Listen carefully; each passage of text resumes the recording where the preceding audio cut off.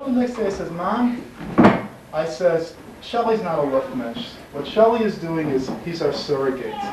He's living in Eretz Israel, where all Jews should be, living the good life there, and doing what we should be doing as Jews. So really, he's not a Luftmensch. And when I talked to Michelle for the first time on the phone and told her that story, she says, oh good, you should come here and tell my mother that. Shelley's doing the mitzvah for all of us. But really what I want to talk about is something really special about that story about Yaakov and his dream.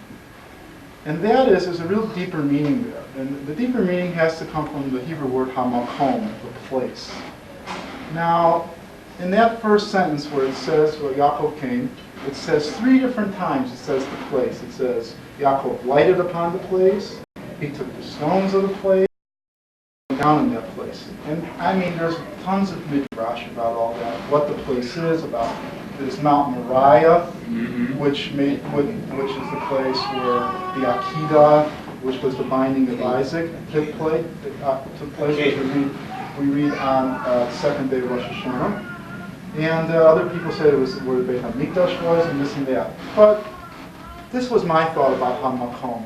To me, the place, Hamakom, was this house. And really, that the ladder that Jacob climbed symbolized what we all do from this house, from this place. This is our root. This is our anchor. This is our firm ground from which we climb the ladder, starting at the bottom rung to new places. His mother called the Grand Central Station. To new heights, to new places, to a new page, so that we can find a new hamakom, a new place.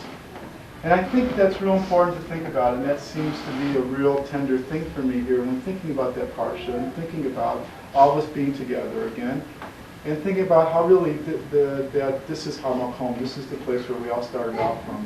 And Shelley went to Israel, and I went to Alaska and Washington and Minnesota and all those places, and Michelle's in Indianapolis, and Fred's in D.C., and now pretty soon he's going to be going to Houston.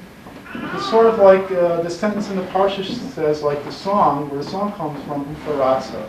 You should spread out, Yama, Bakema, Tzofana, and Negba. West, east, north, and south. And I really thought a lot about that, and I thought that that was some good Torah to think about.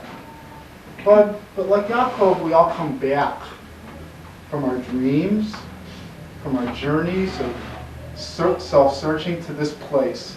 And we come back, and like what Yaakov said, when he woke up, he said, how full of awe is this place? This is the gate of heaven. And to be together again in this place and to share our visions, our dreams, and to prepare for more dreams and more journeys.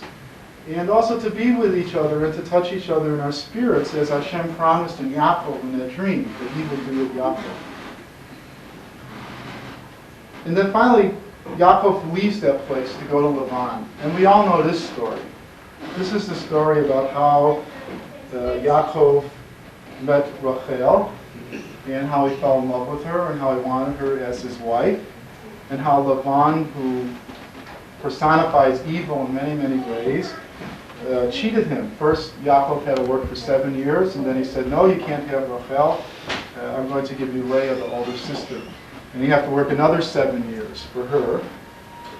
And so finally he worked another 7 years and he got Rachel, and then he had to work another 6 years for the flock.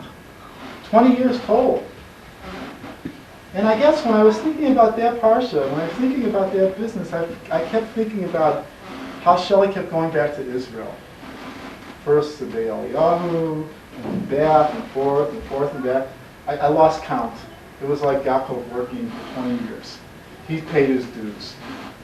And I think Shelley, like everyone who goes with these journeys, was struggling with all the Lavans of the world who would cheat us out of what we love. And I think also perhaps he was struggling, as we all do, with the Lavans inside of ourselves, the parts inside of ourselves that isn't always honest with ourselves, and how hard it is to listen to our own inner voice, our own neshama.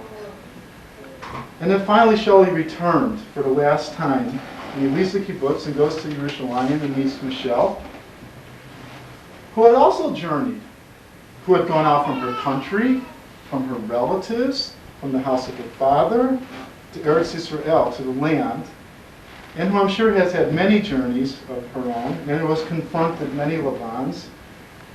And then she met Shelley, like Rivka met Isaac.